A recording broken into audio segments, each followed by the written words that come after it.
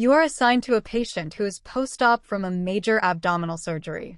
During your assessment, you notice their blood pressure trending down, heart rate trending up, and they are becoming increasingly restless and diaphoretic. What is your immediate priority, and what steps would you take?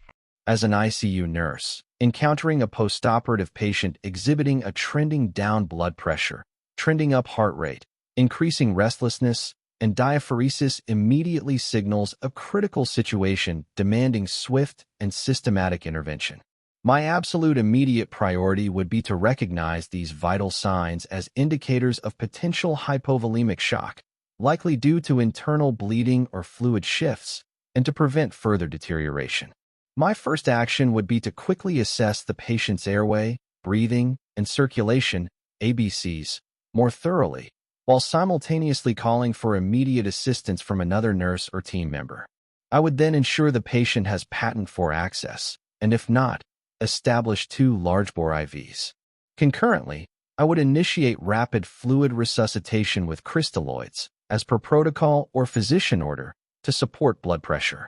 While fluids are infusing, I would escalate the situation by immediately notifying the surgeon and the intensivist, providing a concise SBAR, situation, background, assessment, recommendation, report detailing the patient's acute changes and my interventions. Throughout this process, I would continuously monitor the patient's vital signs, SpO2, and level of consciousness, preparing for potential intubation if respiratory distress or further neurological decline occurs. I would also anticipate orders for stat labs, including a complete blood count, electrolytes, and coagulation studies, and prepare for potential diagnostic imaging like an ultrasound or CT scan to identify the source of bleeding. Ensuring the patient is warm and comfortable while maintaining strict hourly urine output monitoring would also be crucial. My comprehensive approach would focus on stabilizing the patient hemodynamically, identifying the underlying cause, and preparing for any necessary surgical or medical interventions to ensure Mihiraa's patient receives timely and life-saving care. You walk into a patient's room and find them unresponsive, pulseless, and not breathing. Describe your immediate actions and how you would manage this code blue situation. Encountering a patient unresponsive, pulseless, and not breathing signifies a code blue, emergency requiring immediate, decisive action. My absolute first and immediate action would be to simultaneously shout for help to alert nearby colleagues and initiate chest compressions without delay. There's no time to waste in confirming the code. Compressions are paramount. While maintaining continuous, high-quality chest compressions at a rate of 100 to 120 per minute and a depth of at least 2 inches, I would ensure that someone calls the code blue overhead, clearly stating the room number. As soon as additional help arrives, I would direct one colleague to bring the crash cart and another to begin ventilations with a bag valve mask, ensuring a patent airway. My focus would remain on compressions until a more senior team member or physician takes over that role, or a defibrillator is ready. Once the crash cart arrives, I would assist in applying defibrillator pads and ensure the rhythm is assessed. If it's a shockable rhythm, I would clear the bed and deliver the shock as directed. Throughout the code, I would maintain a clear communication channel, reporting on the quality of compressions, assisting with medication administration, e.g., epinephrine every 3 to 5 minutes, as ordered, and helping to manage the airway and breathing. I would also keep track of time, documenting interventions and rhythms precisely. My priority is always to lead by example, maintaining composure and efficiency, coordinating efforts effectively with the multidisciplinary team to optimize the patient's chances of survival during this critical event. A patient on mechanical ventilation suddenly has a high-pressure alarm sounding, and their SpO2 is dropping. What is your systematic approach to troubleshooting this alarm and addressing the patient's desaturation? As an ICU nurse, when a patient on mechanical ventilation suddenly triggers a high-pressure alarm and simultaneously experiences a drop in SpO2, my immediate and systematic approach prioritizes the patient's safety and addresses the desaturation promptly. My first action would be to quickly assess the patient at the bedside, observing their chest rise, breath sounds, and level of consciousness, and checking for any visible issues with the ventilator circuit. If the patient is in acute distress or the desaturation is significant, I would immediately disconnect the patient from the ventilator and manually ventilate them with a bag valve mask connected to 100% oxygen, ensuring adequate chest rise and fall. This ensures immediate oxygenation while I troubleshoot. While manually ventilating, I would rapidly assess common causes of high-pressure alarms.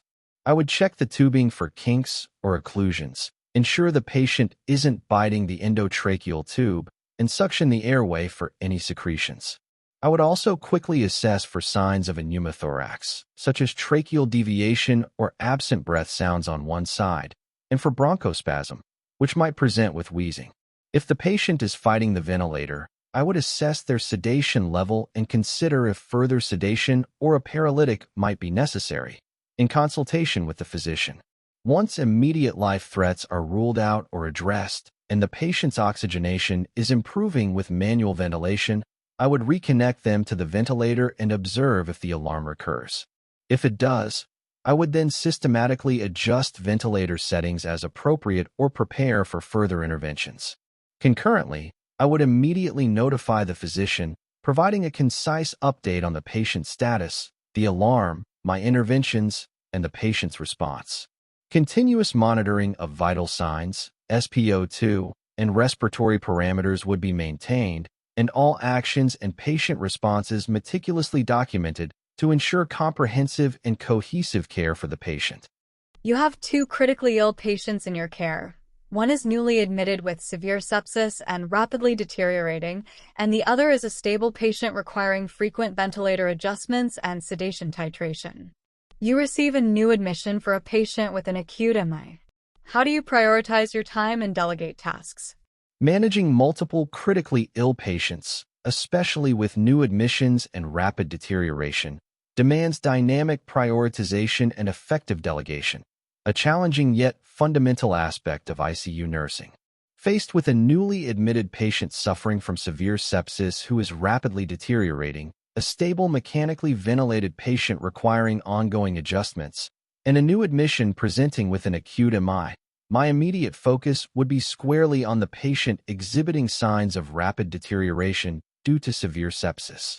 This patient's condition represents an immediate threat to life, necessitating prompt intervention to stabilize their hemodynamics and prevent irreversible organ damage. My first actions would involve a rapid assessment of the septic patient, escalating their care to the intensivist, and initiating emergent interventions such as fluid resuscitation, vasopressors, and obtaining cultures before administering broad-spectrum antibiotics, all while closely monitoring their vital signs and hemodynamic status. Simultaneously, I would communicate the critical nature of the situation to the charge nurse or my team leader, requesting immediate assistance. Upon stabilizing the septic patient to the best of my ability, or while concurrent interventions are underway, my attention would then shift to the new admission with the acute MI. This patient also requires immediate, time-sensitive interventions to preserve cardiac function. I would ensure they are promptly connected to a cardiac monitor, establish for access, obtain a stat EKG, administer aspirin and nitrates if appropriate, and prepare for potential thrombolytic therapy or cardiac catheterization, coordinating closely with the cardiology team. For the stable, mechanically ventilated patient requiring frequent adjustments, I would ensure their basic needs are met and their current ventilator settings are optimized. If available, I would delegate frequent assessments, repositioning, and perhaps even some of the sedation titration monitoring to a qualified nursing assistant or a less acute nurse on the team, providing clear instructions and expectations, and ensuring I oversee their work closely. Throughout these overlapping critical events, constant reassessment of all patients and clear, concise communication with the entire healthcare team would be paramount, allowing me to adapt my plan and reprioritize as conditions evolve. A patient on a continuous norepinephrine infusion for septic shock suddenly experiences a severe drop in blood pressure. What are your immediate actions, and what potential complications are you anticipating? When a patient on a continuous norepinephrine infusion for septic shock suddenly experiences a severe drop in blood pressure, my immediate priority is to stabilize their hemodynamics and identify the cause. My first action would be to assess the patient directly, not just the monitor, checking for changes in their level of consciousness, perfusion, and respiratory status, while simultaneously manually checking a blood pressure to confirm the reading. Concurrently, I would ensure the norepinephrine infusion is running correctly, checking the pump, infusion site for extravasation, and verifying there's no air in the line or depletion of the medication bag. If the line appears compromised or the infusion is not running, I would immediately address that. If the infusion seems patent, I would consider a rapid fluid bolus as per protocol or standing orders, if indicated, to address potential hypovolemia or increased vasodilation. I would then immediately notify the physician, providing an SBER report detailing the sudden drop, the current infusion rate, my actions, and the patient's response. I would also anticipate orders for a stat arterial blood gas and lactate level to assess tissue perfusion and metabolic acidosis.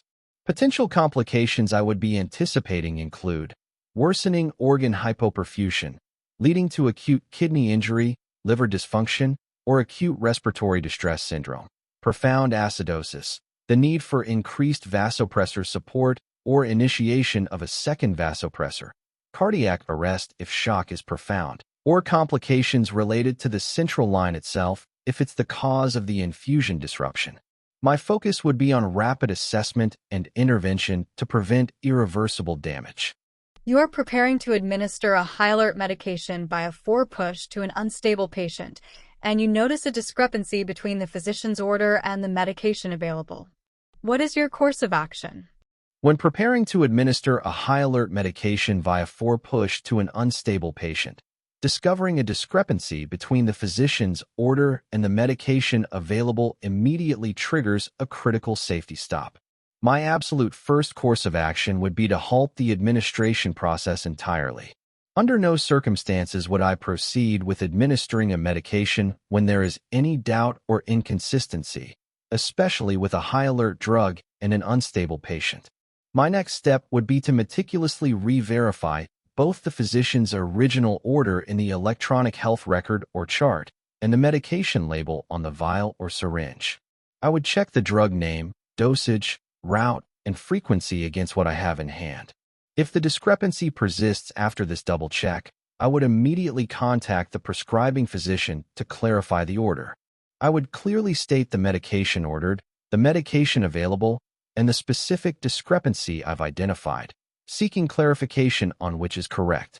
While awaiting clarification, I would ensure the unstable patient's other immediate needs are met and their current status is maintained, without administering the questionable medication. Patient safety is paramount, and resolving such a discrepancy before administration is a non-negotiable step to prevent potential harm. During your medication administration, you realize you accidentally administered medication at the wrong dose. What steps do you take immediately, and what is your follow-up? Administering a medication at the wrong dose is a serious event, and my immediate response would be solely focused on patient safety and mitigating any potential harm. The very first step, upon realizing the error, is to immediately assess the patient's condition for any adverse effects or changes from their baseline, noting vital signs, level of consciousness, and any new symptoms. If the medication is still infusing, I would immediately stop the infusion. Concurrently with my patient assessment, I would promptly notify the prescribing physician and the charge nurse or supervisor. I would clearly communicate the medication administered, the correct dose, the incorrect dose given, the time of administration, and my current assessment of the patient's status. I would anticipate and prepare for any orders from the physician, such as administering an antidote, ordering labs to check drug levels, or initiating specific supportive care measures to counteract the effects of the incorrect dose. Following these immediate actions, a meticulous documentation of the error in the patient's medical record is crucial. This would include the exact details of the error, the time it occurred, my assessment findings, all individuals notified, in every intervention performed and the patient's response to those interventions. Finally, as part of the organizational safety protocol, I would complete an incident report or safety event report. This is not for blame, but for system analysis, to understand why the error occurred and to implement measures to prevent similar mistakes in the future, fostering a culture of continuous safety improvement. A physician orders a new medication for your patient, but you have concerns about a potential drug-drug interaction with their current medication regimen. How would you address this? When a physician orders a new medication and I identify a potential drug-drug interaction with the patient's current regimen, my priority is always patient safety. My immediate course of action is to not administer the medication until the concern is thoroughly addressed and resolved. First, I would consult reliable drug reference resources, such as a pharmacology textbook, hospital formulary, or an online drug interaction checker, to confirm the potential interaction and understand its clinical significance and potential adverse effects. This ensures my concern is evidence-based and not merely a suspicion. Once I have verified the potential interaction, I would immediately contact the prescribing physician. I would approach them professionally, clearly stating my concern, providing the specific details of the potential interaction, and outlining the potential risks to the patient. For example, Dr. Sean, I'm calling about the order for metoprolol for Mr. Ray. I noticed a potential interaction with his current medication, diltiazem, which could lead to severe bradycardia. Could we discuss this to ensure patient safety? My goal is to collaborate with the physician to find the safest course of action, whether it involves adjusting the dose of either medication, selecting an alternative medication, or implementing enhanced monitoring for the patient. I would then document the interaction, my communication with the physician, and the resulting plan in the patient's chart to ensure clear communication within the healthcare team. A patient's family is highly emotional and demanding, questioning every aspect of the care plan. How do you effectively communicate with them, provide updates, and manage their expectations while maintaining professionalism? When faced with a highly emotional and demanding patient's family who are questioning the care plan, my approach is rooted in empathy, clear communication, and maintaining professional boundaries. First, I would recognize that their behavior often stems from fear, anxiety, and a sense of helplessness regarding their loved one's condition. I would approach them calmly, acknowledging their distress and validating their feelings, perhaps by saying, "I understand this is an incredibly difficult and stressful time for you." My next step would be to actively listen to their specific concerns and questions, allowing them to voice their frustrations without interruption. Once I understand their key issues, I would then provide updates on the patient's condition and care plan in a clear, concise, and understandable manner, avoiding medical jargon. I would focus on what has been done, why it was done, and what the immediate next steps are, reinforcing the rationale behind the care decisions. Crucially, I would manage their expectations realistically, being honest about the patient's prognosis and potential challenges, without offering false hope. If they are demanding unrealistic interventions, I would politely explain the medical rationale for our current approach. If the demands become excessive or interfere with patient care, I would calmly and professionally set boundaries, explaining that while I value their input, my priority is ensuring their loved one receives the best possible care. If necessary, I would involve the charge nurse or physician to support the communication, ensuring a united front and consistency in information delivery, always maintaining my composure and respect. You observe a colleague performing a sterile procedure in a way that you believe compromises patient safety. How do you address this situation professionally and ensure patient well-being? Observing a colleague compromise patient safety during a sterile procedure is a critical situation that demands immediate and professional intervention. My first and foremost priority would be to ensure the patient's well-being. Therefore, I would discreetly, but promptly, approach my colleague and intervene directly in the moment if the compromise is actively occurring and can be stopped without further harm. For instance, I might say, "Excuse me, could you pause for a moment? I just noticed something that might compromise sterility, and I wanted to double-check with you." This allows for immediate correction without causing undue alarm to the patient or family. If immediate intervention isn't feasible or appropriate due to the nature of the breach, or if the procedure has already concluded, my next step would be to address the issue with my colleague privately and professionally as soon as possible. I would approach them in a non-confrontational manner, focusing on the act, not the person. I might say something like, "I noticed during the central line insertion earlier that your sterile glove might have brushed against the patient's bedding. I just wanted to bring it to your attention as it could potentially compromise the sterility of the field." This approach aims to educate and foster awareness rather than placing blame, preserving our professional relationship while emphasizing patient safety. Regardless of whether immediate intervention or a private discussion occurred, I would then follow the hospital's established reporting protocols for safety events or near misses. This is crucial for quality improvement and preventing future occurrences, ensuring that system-level factors are also reviewed. Finally, I would monitor the patient closely for any signs of infection or complications related to the potential breach in sterility, ensuring their ongoing safety remains paramount. You are receiving a critical patient handover from the ED nurse, and you feel that vital information is missing or unclear. How do you ensure you have all the necessary information before taking over care? Receiving a critical patient handover from the emergency department is a pivotal moment for ensuring continuity and safety of care.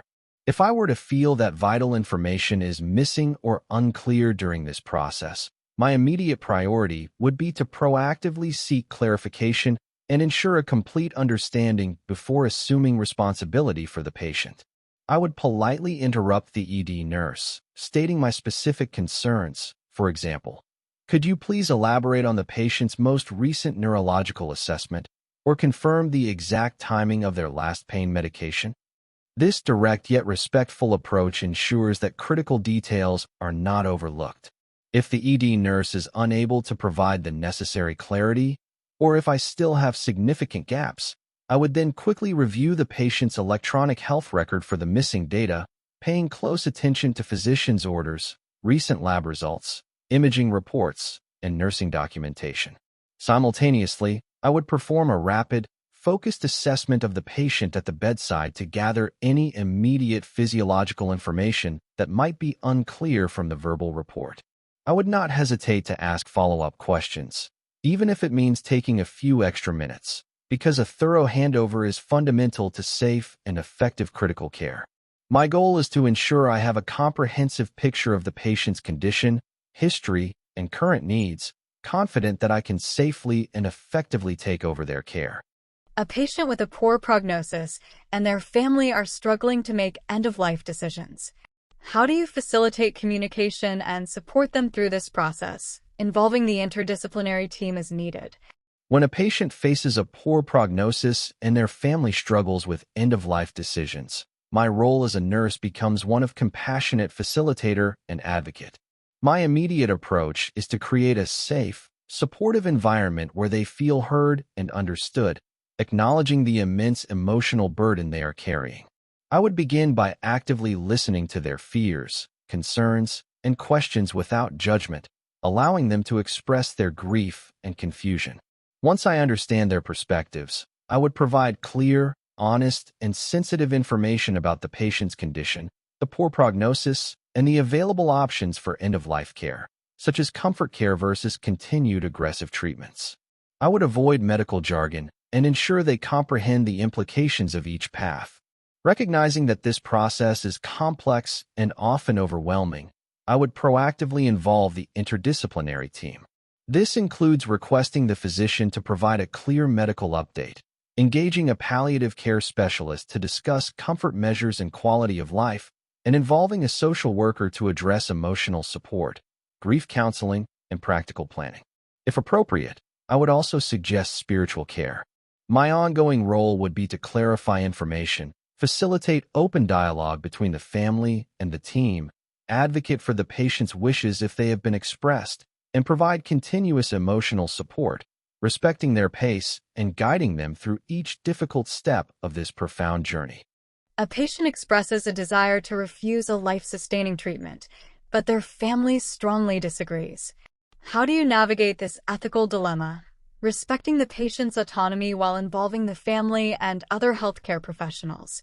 Navigating an ethical dilemma where a patient wishes to refuse life-sustaining treatment, but their family strongly disagrees, requires a delicate balance of respecting patient autonomy, facilitating communication, and involving the appropriate resources. My immediate priority would be to ensure the patient's decision-making capacity, confirming they are lucid, understand their prognosis, the implications of their decision, and are making it voluntarily, free from coercion.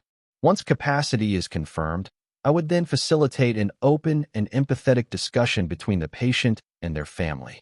My role here is to act as a neutral party, helping both sides articulate their feelings, fears, and rationale. I would ensure the family understands that while their concerns are valid and deeply felt, the patient, if capacitated, has the fundamental right to make decisions about their own body and care. Given the complexity, I would immediately involve the interdisciplinary team, specifically the physician, to clearly explain the medical situation and prognosis to all parties, and crucially, the hospital's ethics committee or ethics consultant. This resource is invaluable in mediating such conflicts, providing an impartial review, offering guidance based on ethical principles, and ensuring adherence to legal frameworks. My consistent role would be to advocate for the patient's autonomous choice, while supporting the family through this distressing process, and ensuring that all conversations and decisions are thoroughly documented to maintain transparency and uphold ethical standards. You witness a situation where a patient's cultural beliefs are conflicting with a standard medical intervention. How do you approach this to provide culturally sensitive care while ensuring the best possible outcome for the patient? When a patient's cultural beliefs conflict with a standard medical intervention, my approach is rooted in providing truly patient-centered and culturally sensitive care, while always aiming for the best possible outcome. My first step would be to pause and actively listen to the patient and their family to fully understand their specific cultural beliefs, the reasons for their hesitation, and what their concerns are regarding the proposed intervention. I would approach this conversation with genuine curiosity and respect, never with judgment. Once I have a clear understanding of their perspective, I would then explain the medical necessity of the intervention in clear, simple terms, detailing the risks of not proceeding and the potential benefits of adherence. I would strive to bridge the gap between medical science and their cultural framework, looking for common ground or ways to present the information that resonates with their values. If a direct conflict persists, I would proactively collaborate with the interdisciplinary team, including the physician, social worker, and potentially a spiritual care provider or a cultural liaison if available. Together, we would explore any possible alternative interventions or modifications to the standard procedure that could accommodate their cultural practices without compromising patient safety or the desired medical outcome. The goal is always to find a solution that respects their beliefs while still providing effective care. If no compromise is feasible, I would ensure the patient and family are fully informed about the potential consequences of their decision, upholding their autonomy while continuing to offer support and education. You are feeling overwhelmed and experiencing significant stress due to the demands of your ICU role. What strategies do you employ to manage stress and prevent burnout? Working in the ICU can indeed be incredibly demanding, and recognizing when one is feeling overwhelmed or experiencing significant stress is crucial for preventing burnout and maintaining the quality of patient care. My primary strategy for managing stress and preventing burnout centers on a multifaceted approach, starting with prioritizing self-care outside of work. This involves ensuring I get adequate sleep, maintain a balanced diet, and engage in regular physical activity, as these are foundational for both physical and mental resilience. Beyond the basics, I make a conscious effort to engage in activities that I enjoy and find relaxing to decompress from the intensity of the unit. This could be spending time outdoors, pursuing hobbies, reading, or connecting with friends and family. Equally important is seeking and offering peer support within the ICU team. Sharing experiences and debriefing challenging cases with colleagues who understand the unique pressures of the environment is incredibly therapeutic and fosters a sense of camaraderie. ensuring no one feels isolated. Furthermore, I believe in setting clear professional boundaries to separate my work and personal life, avoiding taking the day's stresses home excessively. If stress levels become consistently high, or I notice signs of compassion fatigue, I would not hesitate to utilize available resources, such as employee assistance programs or professional counseling, understanding that seeking help is a sign of strength, not weakness. By proactively managing my well-being, I ensure I can continue to provide high-quality, compassionate care to my patients in the demanding ICU environment. A patient who is a known difficult or aggressive individual is admitted to your unit. How would you approach their care to ensure your safety and the safety of other staff while still providing compassionate care?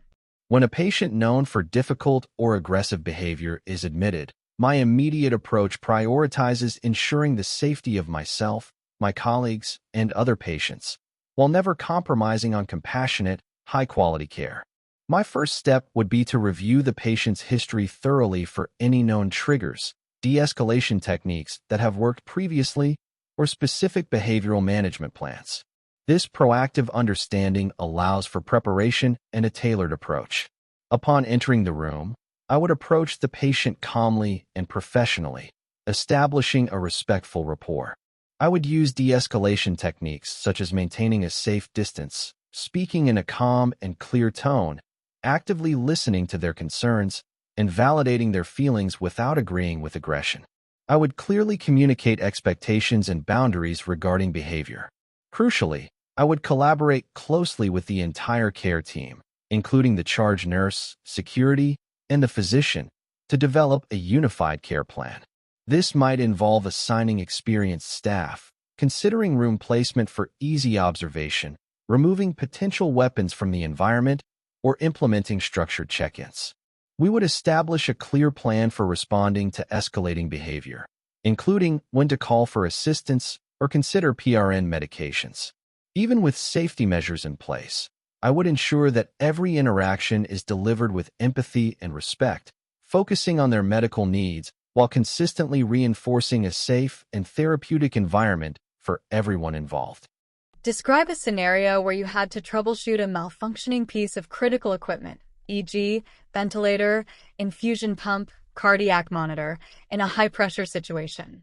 What steps did you take?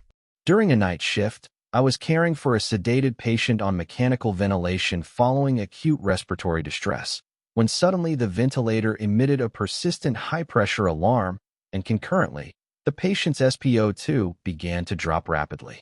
This was a high-pressure situation given the patient's already precarious respiratory status. My immediate action was to assess the patient directly at the bedside, checking for chest rise, breath sounds, and any visible signs of distress. Simultaneously, I quickly scanned the ventilator screen for specific alarm parameters.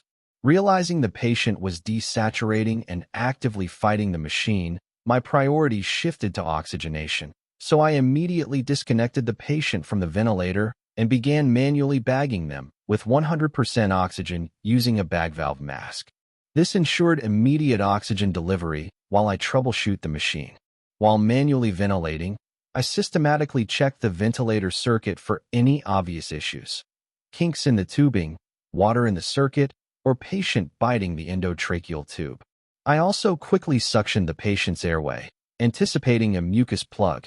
In this instance, I found a significant amount of thick, tenacious secretions that had completely occluded the tube, causing the high pressure and desaturation. After effective suctioning, the patient's SpO2 quickly improved with manual bagging. I then reconnected the patient to the ventilator, and the alarms resolved, with tidal volumes returning to normal. Throughout this, I kept the respiratory therapist informed and documented the event, my interventions, and the patient's positive response. Your patient requires a central line insertion. What is your role in assisting the physician, and what are the crucial steps to prevent central line-associated bloodstream infections, CLABSIs?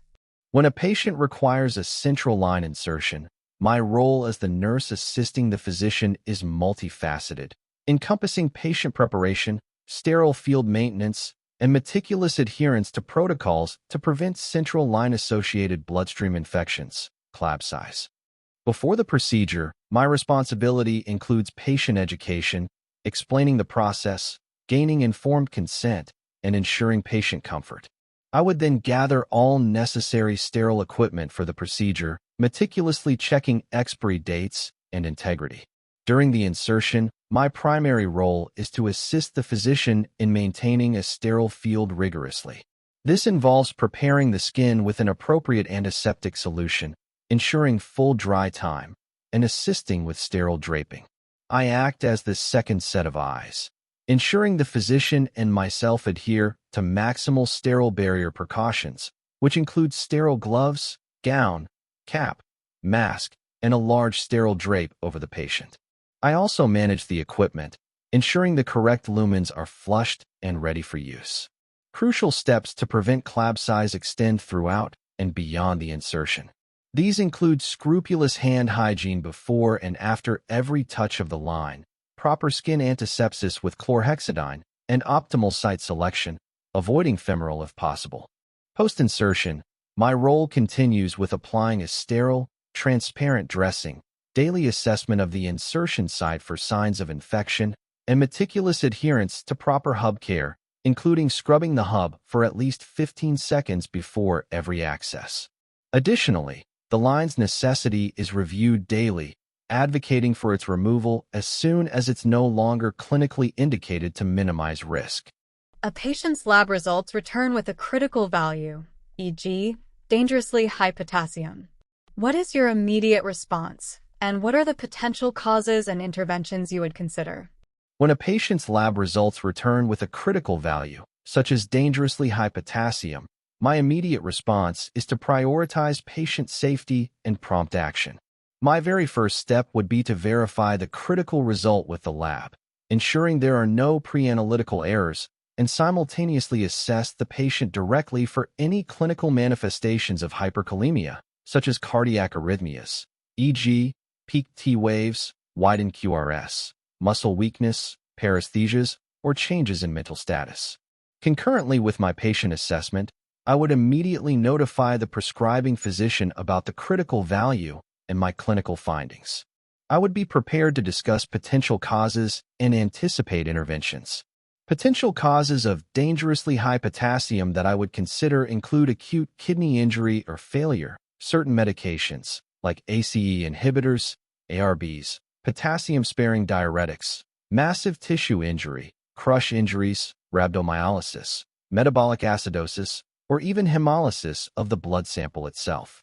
Based on the cause and the patient's condition, the interventions I would anticipate and prepare for include administering for calcium gluconate to stabilize cardiac membranes, insulin with dextrose to shift potassium intracellularly, sodium bicarbonate for acidosis, loop diuretics to promote renal excretion, or potassium-binding resins like K-exalate.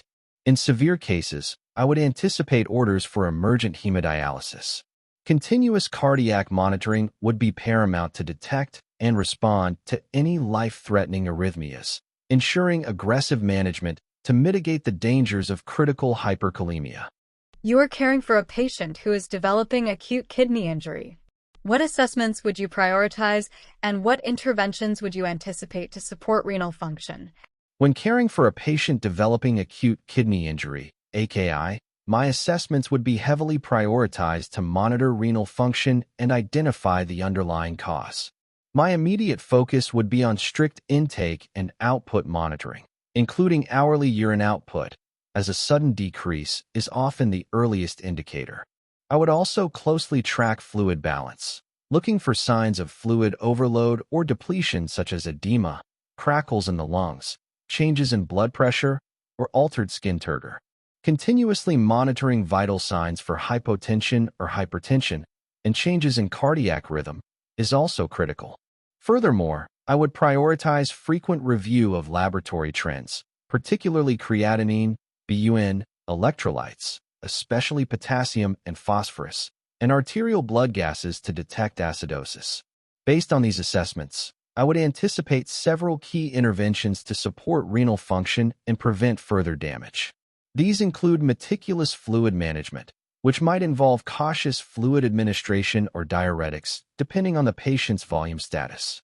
I would anticipate adjustments to medication dosages that are renally excreted to prevent accumulation and toxicity.